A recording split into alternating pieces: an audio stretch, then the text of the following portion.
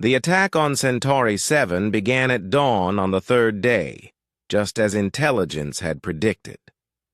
Zephyra had spent those 3 days learning everything she could about combat medicine from the human field medics. They taught her how to treat wounds while under fire, how to prioritize patients when resources were limited, and how to keep working even when explosions were going off around her. But nothing could have prepared her for the scale of this battle. The Void Swarm came not in thousands, but in millions. Their ships blocked out the sun as they descended toward the planet's surface. The mechanical creatures that emerged were bigger and more advanced than anything Zephyra had seen before. "This is different," Jake said as they watched the enemy forces deploy. "They have learned from our previous battles. They are adapting." The evacuation of Centauri 7 was more complex than New Haven Colony. The planet had 7 major cities spread across 3 continents. Each city needed its own evacuation site and defensive perimeter. The 3,000 human soldiers were spread thin, with small units assigned to protect each location. Jake's company was assigned to defend the capital city of New Prague, where 2 million civilians were waiting for transport. Zephyra set up her medical station in a reinforced building near the spaceport, close enough to treat wounded soldiers, but protected enough to keep her equipment safe. The first wave of Void Swarm machines hit their defensive line at 0800 hours. Zephyra immediately understood why this battle would be different. The machines moved faster and worked together better than before. They seemed to have learned human tactics and developed countermeasures. Within the first hour, she had treated 12 wounded soldiers. The injuries were more severe than she had seen before. The Void Swarm's new weapons caused burns that were harder to heal and cuts that went deeper than normal. "They are targeting our medics," reported Sergeant Park over the radio. 3 field hospitals on other continents have been destroyed in the first hour." Zephyra felt a chill run through her. The Void Swarm had learned that humans fought harder when they knew their wounded would be cared for. By targeting medical facilities, they were trying to break human morale. "We need to move the medical station," Jake said, appearing at her side, with a bleeding arm. "They will target this building soon. I am not abandoning wounded soldiers," Zephyra said firmly, even as she healed the cut on his arm. "I am not asking you to abandon them. I am asking you to stay alive so you can help more of them." Before Zephyra could respond, the building shook from a massive explosion. Through the window, she could see Void Swarm machines advancing toward their position. The human defensive line was being pushed back faster than expected. "How long until the evacuation is complete?" she asked.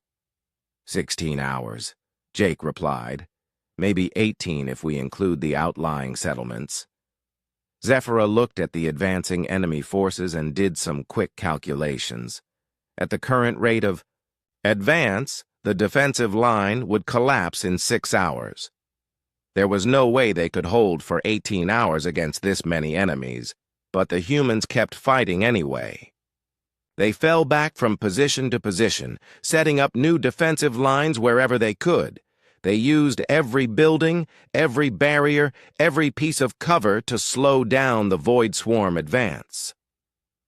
As the day wore on, Zephyra began to notice something strange.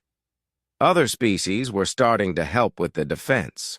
Korthak civilians who had already been evacuated were returning with weapons. Valerian engineers were helping to build stronger barriers. Even some of the more peaceful species were, contributing by carrying ammunition or helping to move wounded soldiers. "Why are they coming back?" she asked Jake during a brief lull in the fighting. "They were already safe on the evacuation ships." "Because they have been watching us fight for them for months," Jake replied.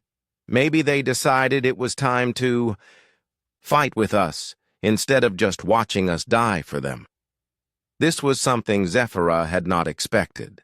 Throughout the war, humans had fought alone while other species focused on evacuation and logistics. But now, for the first time, aliens were choosing to stay and fight alongside the humans. It was not coordinated or organized. There was no formal alliance or battle plan. It was simply individuals from different species deciding that they could not stand by and watch humans sacrifice themselves anymore. A group of young Zephyrian males appeared at their defensive position, carrying weapons they barely knew how to use. "We want to help," their leader said to Jake. "Show us where to fight." Jake looked surprised but quickly began organizing them into defensive positions. "Stay low, fire in short bursts, and do not try to be heroes," he told them. "Just help us. Slow them down." Similar scenes were playing out across the battlefield. Aliens who had never fought before were picking up weapons and standing alongside human soldiers. They were not trained warriors, and many of them would probably die, but they were choosing to fight anyway. Zephyra realized she was witnessing something historic. For the first time since the war began, humans were not fighting alone. Other species were finally understanding what humans had been trying to show them, that some things were worth fighting for, even if it meant risking everything. But the Void Swarm seemed to understand this too. Their attacks became more focused and more brutal. They targeted the mixed groups of humans and aliens with special intensity, as if they knew that this cooperation was dangerous to their goals.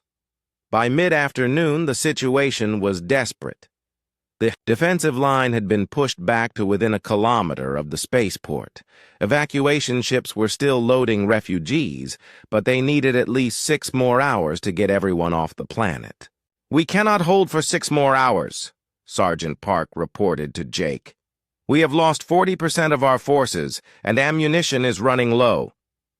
Jake looked out at the advancing Void Swarm machines, then at the evacuation ships still loading civilians. Zephyra could see him making calculations in his head, weighing impossible choices. "We will hold," he said finally. "We will find a way." "How?" Park asked. Jake was quiet for a moment. Then he activated his radio and spoke to all human forces on the planet. "All units, this is Captain Martinez. We are implementing Protocol 7. I repeat, Protocol 7 is now in effect." Zephyra did not know what Protocol 7 was, but she could see the effect it had on the human soldiers. Their faces went grim and determined. Some of them began saying goodbye to each other. "What is Protocol 7? She asked Jake. Jake looked at her with sad eyes. "It means we stop retreating and start charging. We cannot hold them back anymore, so we go forward and hit them as hard as we can for as long as we can." "That is suicide." "Yes," Jake agreed. "But it will buy the evacuation ships the time they need." As Zephyra watched the human soldiers prepare for their final charge, she realized that this was what made humans different from every other species in the galaxy. When faced with impossible choices, they did not look for ways to save themselves. They looked for ways to save others, even if it meant certain death. It was the most beautiful and most heartbreaking thing she had ever seen. The battle for New Haven Colony lasted 18 hours. Zephyra had never experienced anything like it. The sounds, the smells, the constant fear that the next explosion might kill her or someone she was trying to help. But she also experienced something else she had not expected: purpose. During those 18 hours, she treated 43 wounded soldiers. Some had injuries so severe that any other species would have given up and waited to die. But the humans kept fighting. Even with broken bones and terrible burns, they would accept her healing treatment and immediately ask to return to their positions. "I can keep fighting," a soldier named Bobby told her after she had healed a deep cut across his chest. "My squad needs me." You need rest, Zephyra argued. Your body has been through trauma. People are still evacuating, Bobby said, already, reaching for his weapon. I can rest when they are all safe. This happened over and over again. Humans who should have been lying down and recovering instead insisted on returning to battle. Not because they enjoyed fighting, but because they could not bear the thought of civilians being hurt while they were safe. Jake stayed close to her throughout the battle, just as he had promised. Whenever the fighting got too intense, he would create a protective barrier around her treatment area using destroyed vehicles or debris. He never left her side for more than a few minutes. You are supposed to be commanding your squad, Zephyra said during a brief, quiet moment. My squad can handle themselves, Jake replied. My job right now is keeping you alive so you can keep others alive. I am not your responsibility. Yes, you are, Jake said simply. You came here because of me. That makes you my responsibility. Zephyra realized this was another example of human thinking that confused other species. Jake was willing to risk his mission and his men to protect one medic. To most military minds, this would seem wrong. The mission should come first. But Jake saw protecting her as part of the mission, because she was helping to save lives. The evacuation ships continued to load refugees, Zephyra began to notice something interesting.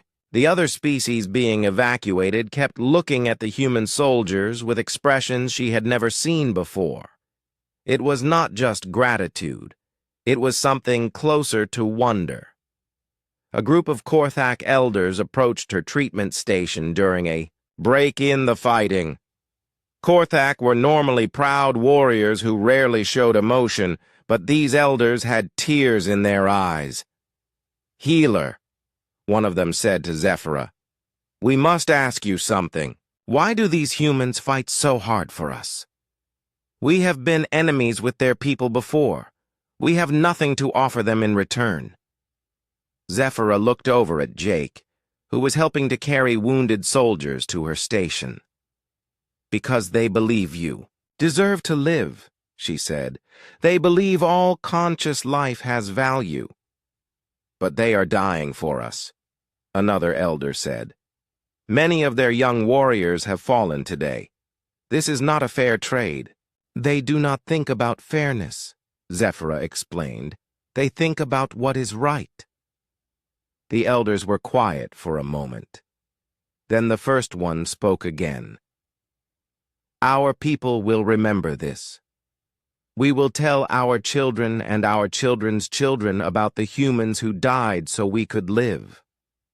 This conversation was repeated throughout the day with different species.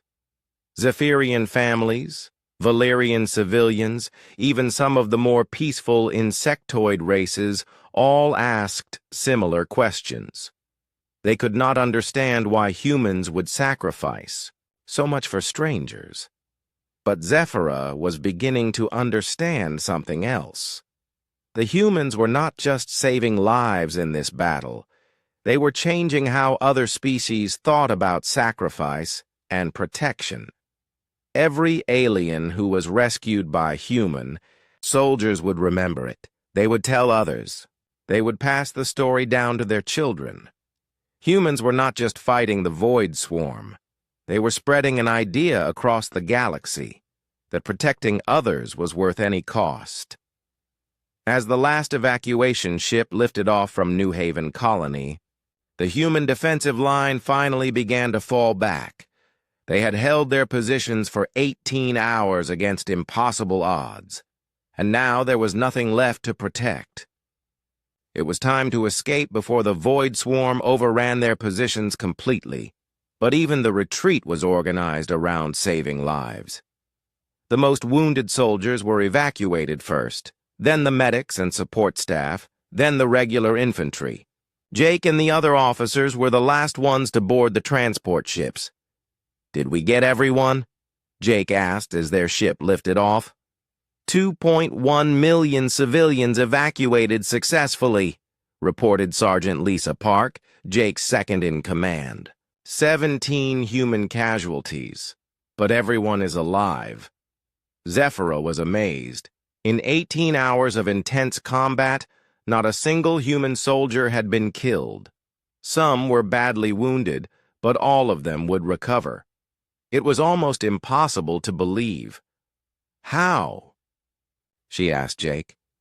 I have read reports from other battles where humans suffered much higher casualties. We had better medical support this time, Jake said, looking directly at her. Having a healer who could treat wounds immediately made all the difference. Soldiers who would have died from blood loss or infection were back on their feet in minutes. Zephyra felt a warm glow of pride. She had made a difference. Her presence had helped save human lives, which in turn had helped save civilian lives. But as their transport ship flew toward the next battle zone, she realized something that made her both happy and sad.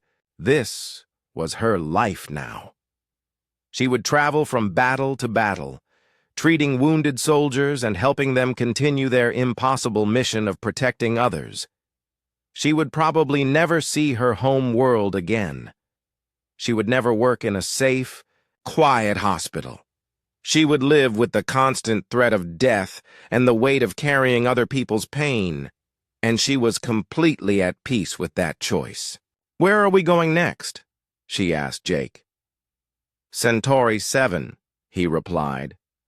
Intelligence reports say the Void Swarm will attack there in 3 days. There are 5 million civilians who need to be evacuated.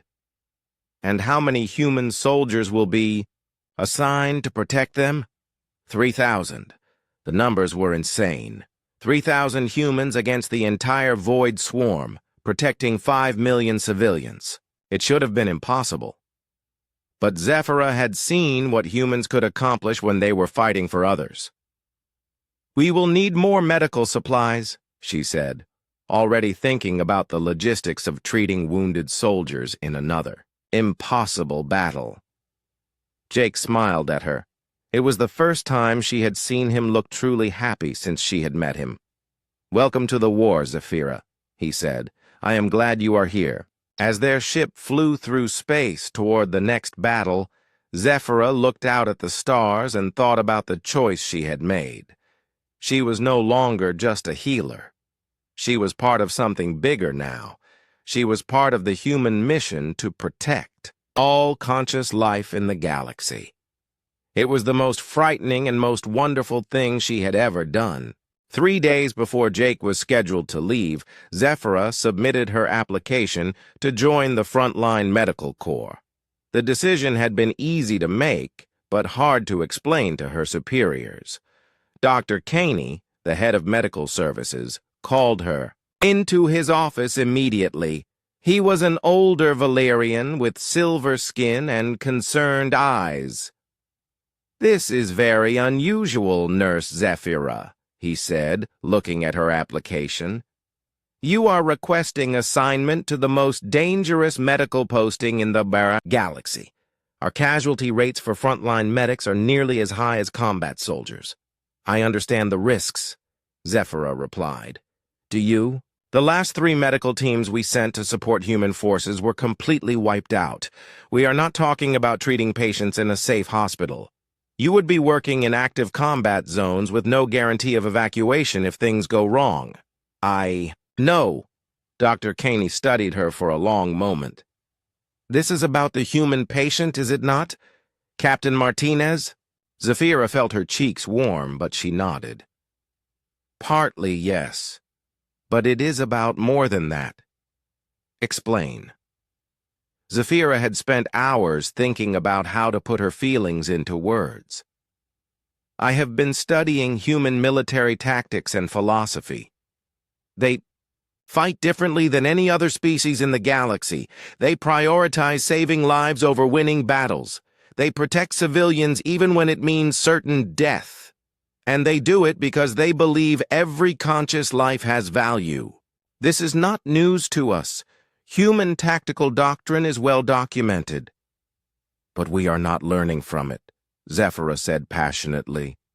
We treat human sacrifice as a curiosity, something to study and analyze. But what if they are right? What if the way they fight is not just brave, but necessary? Dr. Caney leaned back in his chair. You think we should all fight like humans? Throw away our lives for strangers? I think we should ask ourselves why humans are willing to die for us when we are not willing to risk anything for them, Zephyra said. They have the highest casualty rates, the most dangerous assignments, and the hardest jobs. And they volunteer for all of it. Meanwhile, we stay safe and let them carry the burden. We provide medical support, intelligence, logistics from a safe distance, Zephyra interrupted. When was the last time a Valerian medic died treating human soldiers? When was the last time any of our people were killed protecting human civilians? Dr. Caney was quiet for a moment. The humans have never asked for such support because they do not expect it. They are used to fighting alone, dying alone, carrying impossible burdens alone. But what if they did not have to? Zephyra stood up and moved to the window. Outside, she could see human medical transports arriving with more wounded from the front lines. Captain Martinez has scars from a dozen different battles, she continued. Every one of those scars came from protecting non-human civilians. He has given blood to save Korthak warriors, donated organs to help Zephyrian children, and nearly died protecting Valerian families he had never met. And he is not unusual. This is what humans do. And you want to do the same? I want to try, Zephyra said simply. I want to see what happens when someone fights alongside humans instead of just watching them fight for us. Dr. Caney was quiet for a long time. Finally, he sighed and signed her transfer papers. You realize this may be a one-way assignment? He said. I understand. And you are certain this is what you want? Yes. 2 days later, Zephyra stood in the shuttle bay with Jake and a dozen other human soldiers who were returning to active duty. She carried a medical kit designed for battlefield conditions and wore armor that felt strange and heavy. Jake had argued with her decision for hours, trying to convince her to stay safe on the medical station, but she had refused to change her mind. Eventually, he had stopped arguing and started teaching her about combat medicine and battlefield survival. Stay close to me, he said as they boarded the shuttle. Do not try to treat wounded soldiers in the middle of a firefight. Wait for cover or a lull in the fighting, and if I tell you to run, you run immediately. Do not argue. I will be careful, Zephyra promised. The shuttle flight to the front lines took 6 hours. During the trip, Zephyra learned more about the soldiers she would be working with.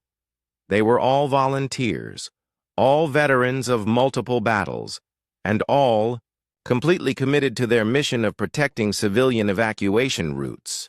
None of them questioned her presence or suggested she should go home where it was safe. They simply accepted that she wanted to help and began teaching her everything they could about staying alive in combat. When they arrived at Forward Base Echo, Zephyra got her first real look at the war. The base was built into an asteroid field, near a star system that was under attack by the Void Swarm. Ships were constantly coming and going, carrying wounded soldiers and refugees to safety. The medical facilities were basic but efficient.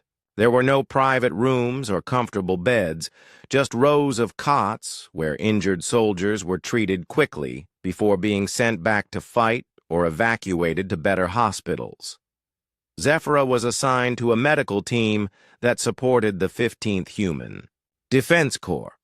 Her job was to provide emergency treatment for wounded soldiers during active combat operations. Her first mission came the next day. Intelligence reports showed that the Void Swarm was attacking a colony world with 2 million civilians. The 15th was being sent to establish defensive lines around the spaceports, while evacuation ships loaded refugees as their transport ship approached the planet. Zephyra could see the battle already beginning. Void Swarm machines were landing on the surface like metal rain, and human defensive positions were firing everything they had to slow the advance. "Remember what I taught you," Jake said as they prepared to deploy. "Stay alive so you can help. Others stay alive." "I will," Zephyra promised. The transport landed in a battlefield that was unlike anything she had ever imagined. Explosions shook the ground constantly, laser fire lit up the sky, and the screams of wounded soldiers mixed with the mechanical sounds of Void Swarm machines. But through it all, she saw something that made her understand why she had come. Human soldiers were not just fighting to kill enemies or hold territory. They were fighting to create safe corridors for civilians to reach the evacuation ships. Every position they held, every sacrifice they made, was designed to save lives. And now, for the first time, Zephyra was part of that mission. When a soldier fell wounded, she was there to help. When someone needed blood or medicine or just a gentle touch from a healer, she could provide it. She was no longer just watching humans sacrifice themselves for others. She was helping to keep them alive so they could continue their impossible, beautiful, necessary work. As she knelt beside a wounded soldier and used her healing abilities to ease his pain, Zephyra felt something she had never experienced before. She felt like she was exactly where she belonged, doing exactly what she was meant to do. She was fighting for someone too, for Jake, for the wounded soldiers around her, for the civilians being evacuated, and for the simple idea that all conscious life deserved protection. It was terrifying and wonderful, and completely right. And as the battle raged around them, Zephyra finally understood what it meant to be human. It was not about being born on Earth or having human DNA. It was about choosing to protect others, even when the cost was everything you had. She was still a Valerian healer with crystalline blue skin and empathic abilities. But in her heart, where it mattered most, she had become something new. She had become someone who fought for others, just like the humans had taught her, just like Jake had shown her was possible. Jake had been in the medical bay for 6 weeks now. His wounds were almost completely healed, and he could walk and exercise normally. Zephyra knew he would be cleared for duty soon, which meant he would return to the war. The thought made something hurt deep inside her chest. She had grown to care about this strange, selfless human more than she wanted to admit. Every day she found excuses to spend time in his room. They talked about everything: his childhood on Earth, her training as a healer, the different species they had both met, the beauty of distant stars, but they always came back to the war. Jake could not seem to think about anything else for long. He would be in the middle of telling a funny story about his training days, and then his face would go serious. He would mention a friend who had died, or a battle he should have been fighting in, or civilians who might be in danger while he was safe in the medical bay. Zephyra had started reading reports from the front lines every day. The war was not going well. The Void Swarm had taken 3 more star systems in the past month. Millions of people were fleeing toward the core worlds, and there were not enough ships or soldiers to protect them all. She also read the casualty reports. Every day, more human names were added to the lists of the dead and missing. Jake would sometimes recognize names when she mentioned them, and his face would go still and quiet for hours afterward. "You are thinking about going back," Zephyra said one morning while checking his vital signs. "I am cleared for light duty." Jake said. Dr. Hamilton says I can return to active service next week. Your body is healed, Zephyra agreed. But bodies are not the only things that need healing. Jake looked at her with curiosity. What do you mean? I can feel emotions through my touch, Zephyra explained. It is part of my healing abilities. Every time I touch you, I feel the weight you carry. You blame yourself for every person you could not save, even though you have saved hundreds. I could have saved more. You could have died trying. Then you would have saved no one. Jake was quiet for a moment. Sometimes I think that would be easier. The words hit Zephyra like a physical blow. She sat down heavily in the chair beside his bed. You want to die? I want the dying to stop, Jake said quietly. I want to live in a universe where good people do not have to sacrifice themselves to protect others. But that is not the universe we have. So yes, sometimes I think it would be easier to just stop fighting and let someone else carry the wait for a while, but you will not stop. No, I cannot. Zephyra realized she was crying. Tears were running down her crystalline cheeks, which surprised her because Valerians rarely cried. But looking at this man who carried so much pain and responsibility, she could not help herself. I want to do something for you before you leave, she said. A healing treatment that goes deeper than just fixing wounds. That afternoon, Zephyra prepared her most advanced healing equipment. She dimmed the lights in Jake's room and set up crystals that would amplify her empathic abilities. This was a treatment she had never performed on a human before, but she had to try. Lie down and relax, she told Jake. This will let me sense your injuries more completely, including ones that are not physical. Jake lay back on the bed and closed his eyes. Zephyra placed her hands on his chest and let her consciousness reach out to touch his. Immediately, she was overwhelmed by the intensity of what she felt. There was pain, so much pain, but not the kind that came from wounds. This was the pain of loss, of responsibility, of caring too much about too many people. She felt every person Jake had failed to save like a weight on his soul. She felt his desperate need to protect others, even at the cost of his own life. But she also felt something else. Love. Not romantic love, but something bigger and more universal. Jake loved every living being in the galaxy, even ones he had never met. He loved them enough to die for them, enough to carry their suffering as his own. You fought for someone, she whispered, her hands still touching his chest. She could feel the story behind every scar, every wound, every moment of pain. All of it had been to protect others. Jake opened his eyes and looked at her. For you, he said quietly. At first, Zephyra did not understand. She had not been at any of those battles. She had not been among the civilians he had protected. But as their eyes met, she realized what he meant.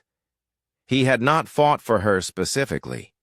He had fought for the idea of her, for every being in the universe who deserved to live and be happy and be free from fear.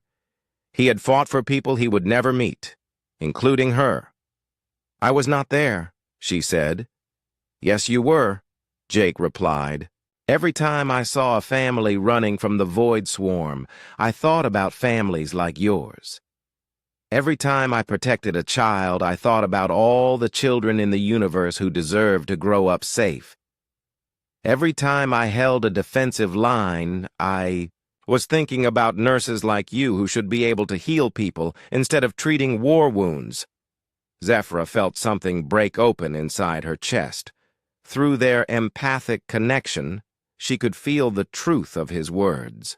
Jake had not just been fighting for abstract principles or distant strangers.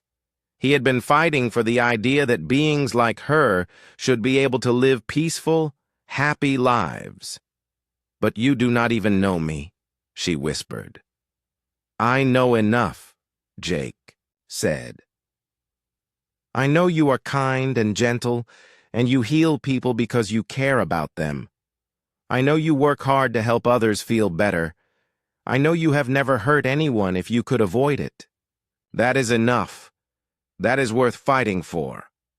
Worth dying for." Yes. Zephyra removed her hands from his chest, but she could still feel the echo of his emotions. This human had been willing to sacrifice everything for the simple idea that good people like her deserved to be protected. It was the most beautiful and most heartbreaking thing she had ever experienced. "Your people are going to destroy themselves," she said, wiping tears from her face. "Maybe," Jake agreed. "But we will save as many others as we can first." "That is not fair. You should not have to carry that burden alone."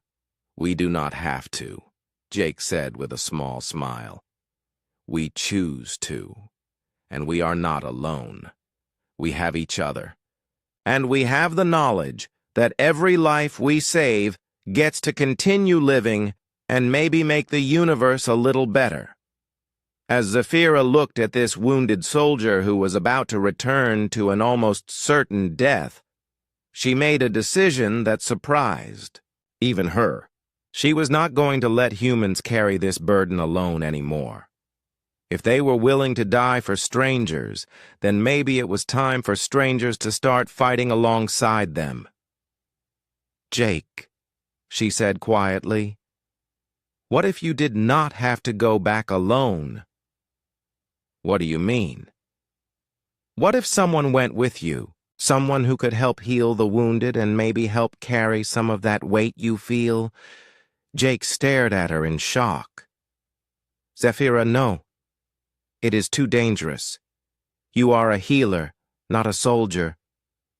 Someone has to take care of the people who take care of everyone else," she said simply. And for the first time since she had met him, Jake Martinez looked like he might cry. Zephyra spent her free time in the station's information center, digging deeper into human military records. What she found changed everything she thought she knew about warfare and sacrifice. The 15th Human Defense Corps, Jake's unit, had a special mission. While other human forces fought the Void Swarm directly, the 15th was assigned to protect evacuation routes.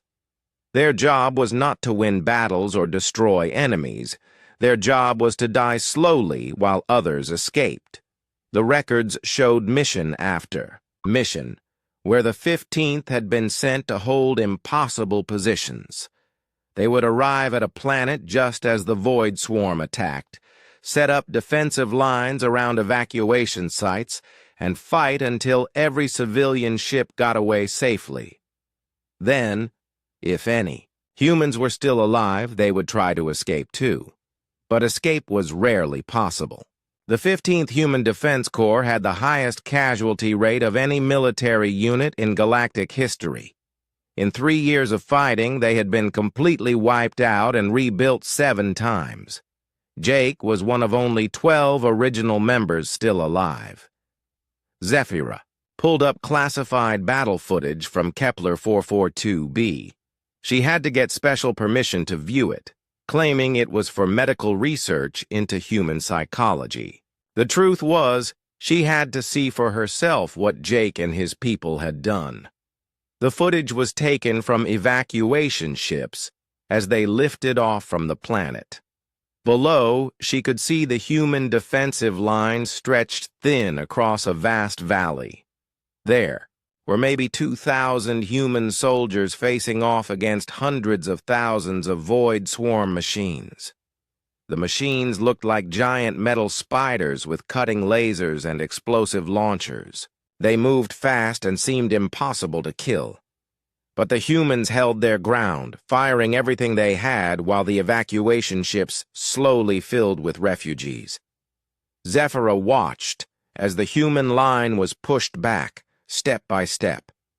She saw soldiers fall and others move to fill the gaps. She saw humans throw themselves at machines 10 times their size just to slow them down for a few seconds. And through it all, the evacuation ships kept loading and taking off. The most shocking part was the mix of species being evacuated. There were Valerians like herself, proud Korthak warriors, Zephyrian families, and dozens of other races. Many of these species had been enemies of humanity just a few years ago. Some still were, technically, but the humans protected them all equally. In one part of the footage, Zephyra saw Jake himself. He was leading a squad that was holding a bridge while Valerian civilians crossed to safety. A group of void swarm machines broke through the line and headed straight for the refugees. Jake and 5 other humans ran directly at the machines, firing weapons and throwing grenades with no regard for their own safety. The machines killed 4 of the humans instantly. Jake and 1 other soldier managed to destroy 3 machines before more arrived. The last soldier fell just as Jake grabbed a damaged machine and used it as a shield while firing at the others. He was badly wounded but kept fighting until every Valerian had crossed the bridge safely. Then he collapsed and did not get up again. Zephyra had to stop the footage and take a break. Her hands were shaking. She had known Jake was brave, but seeing him in action was different.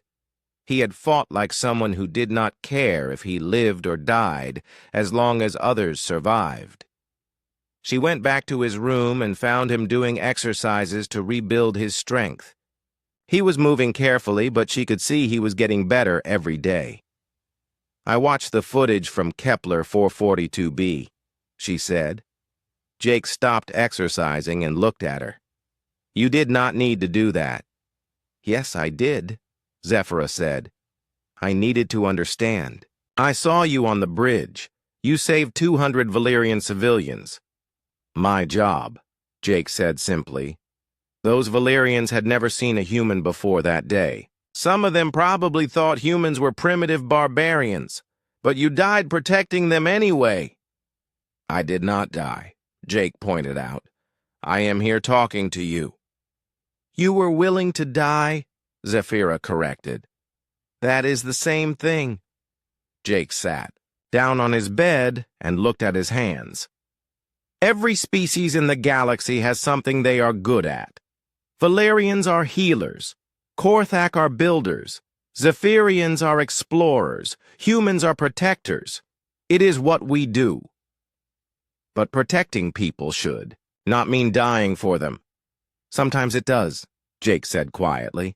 "The Void Swarm does not negotiate or show mercy. The only way to stop them is to fight them. And fighting them means people die. Better it should be us than civilians who cannot fight back." Zephyra sat down in the chair next to his bed. "I have been reading about your people's history. Even before you had space travel, humans fought wars to protect others. You call them things like peacekeeping missions and humanitarian interventions." "We have always been like this," Jake agreed. "My grandfather fought in 3 different wars. On Earth, not because his country was attacked, but because other people needed help. My father was a firefighter who died running into a burning building to save strangers. It is just who we are." "It is not logical," Zephyra said. "Evolution should favor self-preservation, not self-sacrifice." Jake smiled sadly. "Maybe human evolution was different. Maybe we survived because we learned to take care of each other, even when it cost us personally. I do not know the science behind it. I just know that when I see someone in danger, I have to help them. I cannot choose not to. Even if helping them kills you, even then." Zephyra felt her understanding of the universe shift again. She had always thought survival was the most important instinct. But humans seemed to have developed something stronger than survival instinct, an instinct to protect others. The war. Reports say human forces have taken 70% casualties, she said. That sounds about right. But humans keep volunteering to fight. Your recruitment centers have waiting lists. Yes. Why? Your people know they will probably die. Why do they still sign up? Jake was quiet for a long moment. Because if we do not, who will? Other species are fighting too, but they fight carefully. They make sure they can win before they attack. They retreat when things get bad. They protect their own people first. That is smart. It is smart, Jake agreed. But smart does not save the maximum number of lives. Smart saves the lives that are easiest to save. Humans save the lives that need saving most, even if they are the hardest to save. Zephyra thought about the evacuation footage again. The human defensive line had been doomed from the start. Any military strategist would have called it suicide. But because of that suicide mission, millions of people were alive who would otherwise be dead. You fight for people you will never meet, she said. Yes. People from species that used to be your enemies. Yes. People who might not even thank you for saving them. Yes. I do not understand how your species survived long enough to reach the stars. Jake laughed, which surprised her. Neither do we sometimes. But here we are. As Zephyra left his room that night, she realized something that frightened her. She was starting to understand why humans fought the way they did. More than that, she was starting to think they might be right. The idea terrified her because if humans were right, then everything her own people believed about survival and logic and self-preservation might be wrong. Zephyra could not stop thinking about Jake's scars. During her breaks, she went to the medical database and pulled up his complete file. What she found made her sit back in shock. The file was thick with reports from dozens of battles and rescue missions. Each entry told the same story over and over again. Jake Martinez had volunteered for every dangerous mission, every rescue operation, every suicide run that came up. 3 years ago, he had been on Titan Colony when raiders attacked. The report said he had thrown himself on top of a family of 4 when bombs started falling. The burns on his back matched exactly with the damage described in that report. 2 years ago, he had fought hand-to-hand with Zephyrian beast warriors who were attacking a refugee transport. The claw marks on his arms were from that battle. He had killed 3 of the creatures with nothing but a broken piece of metal while shielding civilians behind him. And the surgical scars were from multiple operations where he had donated blood, bone marrow, and even part of his liver to save dying colonists during a plague outbreak. The doctors had warned him that giving so much might kill him, but he had insisted on helping until he collapsed. But these were just the official reports. Zephyra dug deeper and found unofficial accounts from other soldiers, civilians, and even former enemies. They all told the same story. Jake Martinez was the human who appeared whenever someone needed help, no matter how dangerous it was. One report from a Korthak merchant was especially interesting. The Korthak had been captured by pirates and was being tortured for information about trade routes. Jake had been part of a rescue team that was only supposed to gather intelligence. But when Jake saw what was happening to the prisoner, he had broken from his unit and attacked the pirates alone. He had been shot 5 times but still managed to free the Korthak and carry him to safety. What made this story special was that humans and Korthak had been enemies for years. There was no reason for Jake to risk his life for someone from an enemy species, but he had done it anyway. Zephyra closed the files and walked back to Jake's room. She found him standing by the window, looking out at the stars. He was stronger now, but still moved carefully because of his healing wounds. "You should be resting," she said. "I've been sleeping for weeks," Jake replied. "I need to move around or I'll go crazy." "Tell me about the Korthak you saved," Zephyra said suddenly. Jake turned to look at her, surprise in his eyes. "You read my file?" "I read all of it," she admitted. "Every battle, every rescue, every time you nearly died saving someone else. Why did you save that Korthak? Your people were at war with his people." Jake was quiet for a long moment. "He was in pain," he finally said.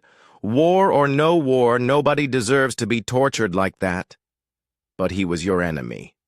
He was a person," Jake said simply. "That's all that mattered." Zephyra felt something shift in her understanding. Her people, the Valerians, were healers, but they made careful calculations about who to help and when. They considered politics, resources, and long-term consequences. But Jake seemed to operate on a much simpler principle. If someone needed help, you helped them. "Your species confuses other races," Zephyra said. "We have studied your people since you joined the galactic community. You are not the strongest, or the smartest, or the most advanced, but you do things that make no logical sense." "Like what?" "Like fighting in the front lines of every major battle against the Void Swarm, even though you could stay back and let other species handle it. Like volunteering for the most dangerous missions. Like sacrificing yourselves for people you've never met." Jake turned back to the window. "Someone has to do it. But why does it have to be humans? Why do you always volunteer to be the ones who die?" "Because we can't not do it," Jake said quietly. "I know that sounds crazy, but it's true. When I see someone in danger, I can't just walk away. It's not possible for me. And I think most humans feel the same way." Zephyra moved to stand beside him at the window. Outside, she could see ships coming and going from the medical station. Many of them carried wounded from the ongoing war against the Void Swarm. "I have been studying the war reports," she said. "Human casualties are much higher than any other species. But humans keep signing up to fight. Why? Because if we don't, the Void Swarm will destroy everything," Jake said. "Every world, every species, every person who has ever lived or ever will live. We can't let that happen. Other species are fighting too. Yes, but they're fighting smart. They pick battles they can win, protect their own territories first, make strategic retreats when necessary. All good tactics. And humans?" Jake smiled sadly. "We fight dumb. We charge into battles we can't win, protect everyone else's territories before our own, and never retreat if it means leaving someone behind. That is not very smart." "No," Jake agreed. "But sometimes smart isn't enough. Sometimes you need people who are too stupid to know when to quit." Zephyra thought about this. She had seen the battle reports from Kepler 442b. The human forces had been outnumbered 10-1, with no hope of victory. Any reasonable commander would have ordered a retreat. Instead, the humans had charged forward, buying precious time for evacuation ships to escape. Most of the human soldiers had died in that battle, but because of their sacrifice, 3 million civilians from various species had lived. "The evacuation ships from Kepler 442b, Zephyra said. "How many people did you save?" 3.2 million, Jake answered immediately. "Mostly families with children, some elderly who couldn't fight. a few injured soldiers from other species. And how many humans died to save them? Jake's jaw tightened. 47,000. That is not a good trade in numbers. Numbers don't matter, Jake said fiercely. Those 3 million people get to live. They get to see their families again, watch their children grow up, build new homes on safe worlds. That's worth any price. Zephyra realized she was beginning to understand something important about humans. They did not think about war the way other species did. Other races fought to win, to survive, to protect their own interests. Humans fought for an ideal that seemed almost impossible to believe, that all conscious life had value and deserved protection. "Your people will destroy themselves," she said softly. "If you keep fighting like this, there will be no humans left." "Maybe," Jake admitted, "but there will still be 3 million people alive on those evacuation ships. And millions more that other human soldiers have saved. That has to count for something." As Zephyra looked at this wounded soldier, she felt something she had never experienced before. It was not just respect or admiration. It was a kind of awe. She was looking at a member of a species that seemed willing to sacrifice everything. For others, even for people they had never met and never would meet. It was beautiful and terrible at the same time. The medical bay was quiet, except for the soft beeping of machines. Captain Jake Martinez lay still on the white bed, his chest rising and falling slowly. He had been sleeping for 3 weeks now. The doctors said his body needed time to heal. From the terrible battle on Kepler 442b, Nurse Zephyra walked into the room carrying a small tray of medical tools. Her blue skin sparkled like tiny crystals under the bright lights. She was tall and thin, with large silver eyes that seemed to glow softly. Her people, the Valerians, were known across the galaxy for being the best healers. They had special powers that helped others get better faster. This was Zephyra's first time taking care of a human. She had heard stories about them, but humans were still new to space travel. Most aliens thought humans were weak and primitive. They had only been flying between stars for 50 years, while other species had been doing it for thousands. Zephyra set down her tray and looked at the sleeping man. His dark hair was messy, and his face was covered with small cuts that were almost healed. But it was his body that made her stop and stare. Even through the thin hospital gown, she could see the marks of many battles. She picked up her scanner and began checking his vital signs. Everything looked good. His heart was strong, his breathing was normal, and his brain activity showed he would wake up soon. But as she moved the scanner over his body, she saw something that made her curious. The scars on his skin were not random. They formed patterns that told a story. There were burn marks on his back that looked like he had been covering someone else. Claw marks on his arms showed he had fought wild beasts with his bare hands. And there were surgical scars that looked like he had given parts of his own body to save others. Zephyra had seen many wounded soldiers from different species. Usually their scars showed they had been fighting to win battles or protect themselves. But this human's scars were different. They showed he had been fighting to protect others, even when it meant getting hurt himself. She placed her hand gently on his forehead. Her healing touch was warm and soothing. Through her empathic abilities, she could feel the pain he carried inside. It was not just physical pain from his wounds. There was emotional pain, too, deep and heavy, like he was carrying the weight of many lost lives. Jake's eyes suddenly opened. They were brown and tired, but alert. He looked around the room quickly, like a soldier checking for danger. Before, his gaze settled on Zephyra.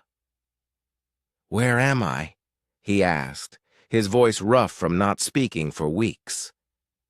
"You are safe," Zephyra said softly. "You are on Haven's Rest, a medical station. I am Nurse Zephyra. You have been sleeping for 3 weeks." Jake tried to sit up, but pain shot through his body. Zephyra gently pushed him back down. "You must rest," she said. "Your body is still healing from very serious injuries." "My squad," Jake said urgently. "Are they okay? Did the evacuation ships get away?" Zephyra was surprised. Most wounded soldiers asked about themselves first. They wanted to know how badly they were hurt or when they could go home. But this human's first concern was for others. "The evacuation was successful," she told him. "Many lives were saved because of what you and your squad did." Jake closed his eyes and let out a long breath. Some of the tension left his body. "Good," he whispered. "That's good." Over the next few days, Zephyra spent more time in Jake's room than any of her other patients. She told herself it was because humans healed differently than other species, and she needed to study how his body was recovering. But the truth was, she was fascinated by him. Jake was polite, but quiet. He never complained about pain, even when she knew the treatments hurt. He ate whatever food she brought him without complaining. And he always asked about other patients, wanting to know if there was anything he could do to help, even though he could barely get out of bed. "Why did you become a soldier?" Zephyra asked one day as she changed his bandages. Jake was quiet for a long moment. "Someone has to," he finally said. "The Void Swarm won't stop on their own. If we don't fight them, they'll destroy everything." "But why you?" she pressed. "Your people are new to space. You could have stayed on your homeworlds where it was safe." Jake looked out the window at the stars. "Because out there, people are dying. People who have families, dreams, lives worth living. If I can help save even one of them, then it's worth it." Zephyra didn't understand. Her people helped others because it was logical and efficient. They had treaties and agreements that required mutual aid. But Jake spoke like saving others was not a choice but a need, something built into his very nature. "Tell me about the battle," she said gently. Jake's jaw tightened. "We were holding the line while civilian ships evacuated. There were families from 6 different species trying to get away before the Void Swarm arrived. Our job was to buy them time. And you succeeded?" "Most of them got away," Jake said quietly. "But not all. Never all." Zephyra saw the pain in his eyes and felt it through her empathic connection. This human carried the weight of every life he couldn't save, even though he had saved hundreds. As the days passed, Jake grew stronger. He could sit up now and even walk short distances. But Zephyra noticed he never seemed happy about getting better. Instead, he seemed eager to return to the war, to go back to fighting and protecting others. She began to understand that this was not just one unusual human. From the reports she read and the stories she heard, all humans seemed to share this strange need to protect others even at great cost to themselves. It was something that both amazed and worried her.